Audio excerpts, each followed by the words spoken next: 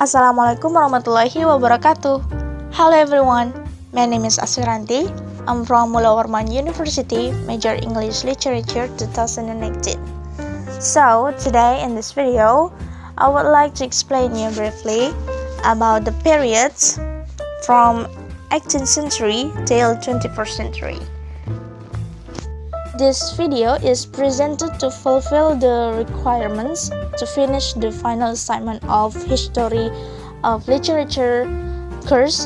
So the topics that we are going to talk about are 18th century, Romantic period, High Victorian, Late Victorian, Edwardian era, Modernism, Postmodernism, 20th century, and 21st century.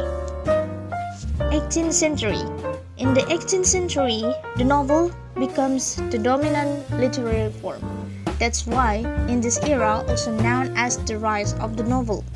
And also English literature between 1988 till 1750 frequently goes back to literary ideas and ideals of this period.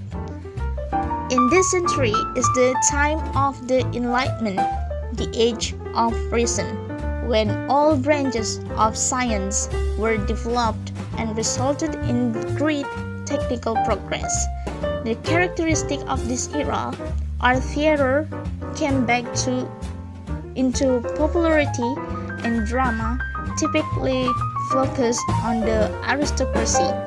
The end of this period anticipated Romanticism because it moves from topics of order and civility to instinct and feeling, and major works is from John Milton's Paradise Lost, Isaac Newton's Principles of Mathematics, Jonathan Swift's A Modest Proposal, and Gulliver's Travels. Romanticism. It was an age of Romanticism, but the complex definition of Romanticism or of Romanticisms could be variously ignored, challenged, subsumed, debated, or simply questioned by writers who were not necessarily swimming against a contemporary tide. A variety of ways of writing, thinking about, criticizing, and divining literature coexist in any given age, but in this particular period, the varieties are especially diverse and the distinctions notably sharp. Such distinctions were not properly enough, thus which were inevitably drawn by contemporaries. Writers emphasized feeling and imagination. They looked to nature for insight into the divine. Individual experiences were highly valued. This period featured innovations in the novel form, including the Gothic novel. The next one is High Victorian era, was an age of conflicting explanations and theories, of scientific and economic confidence, and of social and spiritual pessimism, of a sharpened awareness of inevitability of progress and of deep disquiet as to the nature of the present.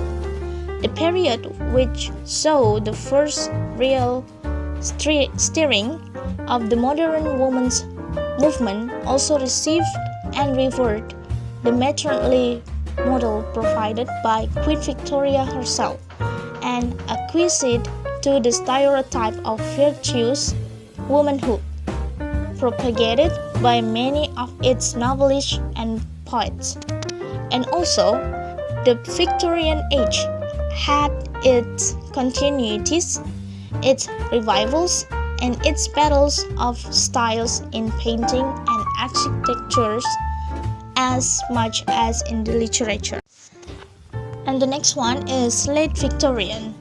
This period was marked by English fiction in the last 2 decades of the 19th century has all too frequently been seen as dominated by the work of subtle, demanding, expatriate American Henry James, and by that of the novelist patronizingly dismissed by James as the good little Thomas Hardy. After the Reform Acts of 1867 and 1885, the extension of the franchise of a substantial proportion of working-class men brought nearer the prospect of future mass politics, with the masses themselves determining the very nature of the Commonwealth.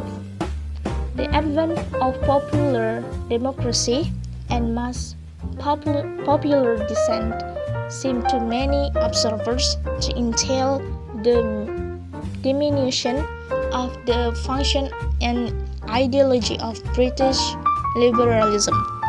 Socialism, shocking enough to Miss Clarendon, struck propagandists and partisan writers such as Shaw and Wells as the true liberating politics of the future. The next one is Edwardian era.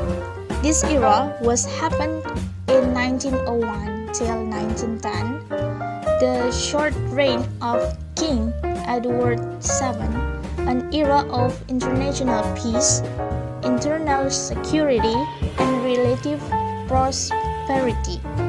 It was a period ushered in by the conclusion of the South African War in 1902 and by the consolidation of Britain's imperial possessions.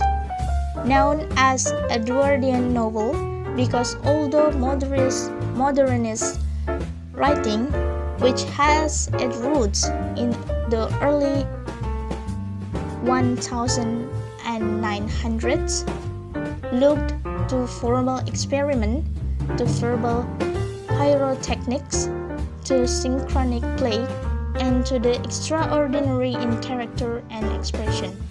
More traditional writers, most notably Arnold Bennett and H.G. Wells, developed existing lines of storytelling and diachronic movement in order to delineate the ordinary.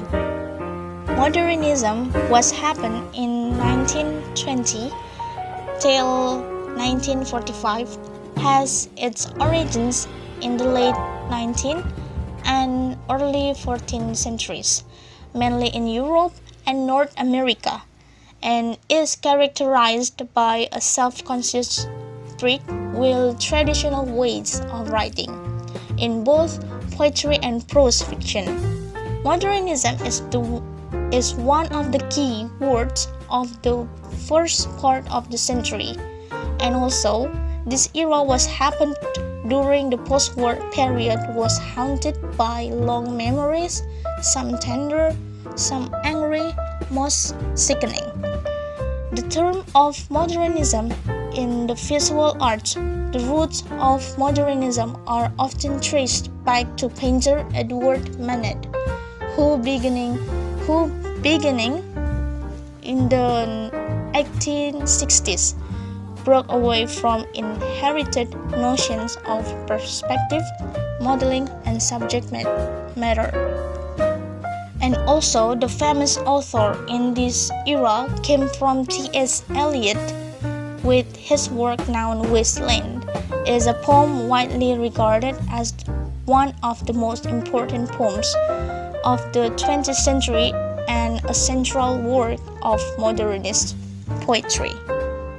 Postmodernism that happened in 1945 until 2000, known as 20th century, marked by the ending of the Second World War. Identity is a common theme, such as sexual identity, local identity, national identity, racial identity, spiritual identity, and intellectual identity. The theater was dominated until the 1950s by well-made plays in standard English for middle-class audiences, various subgenres of novel have become bestsellers while retaining intellectual acceptability. For example, the working class novel, the Hampstead novel, the academic novel, the Scottish novel, the woman's novel, and the magic realist novel. And in poetry, the writing of the immediate post-war era reverberates with a sense of nostalgia, of ending, and later with a sense of emptiness. And the last period is 21st century. The reputation of writers and their works come and go, ebb and flow, change and are reshaped over time. This has always been the case, and a writer who is out of favor today might be championed, rediscovered, and celebrated again tomorrow. Many of the major writers of the final decades of the 20th century have continued to expand their range and achievements, such as Alan Bennett, Christopher Brookmere, A.S. Bede, Kenneth Watterson, J.K. Rowling, and many more are among the roll call of those novelists whose reputation have burgeoned in the 21st century. From what I learned in a half of semester with the material, every single period have their own experiences, characteristics, and uniqueness in deliver message through literary works.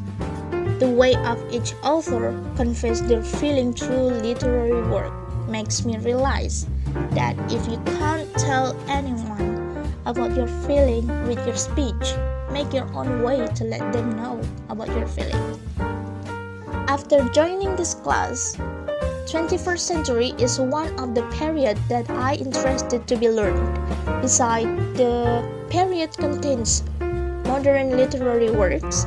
In this period, the author used modern languages so the reader would understand.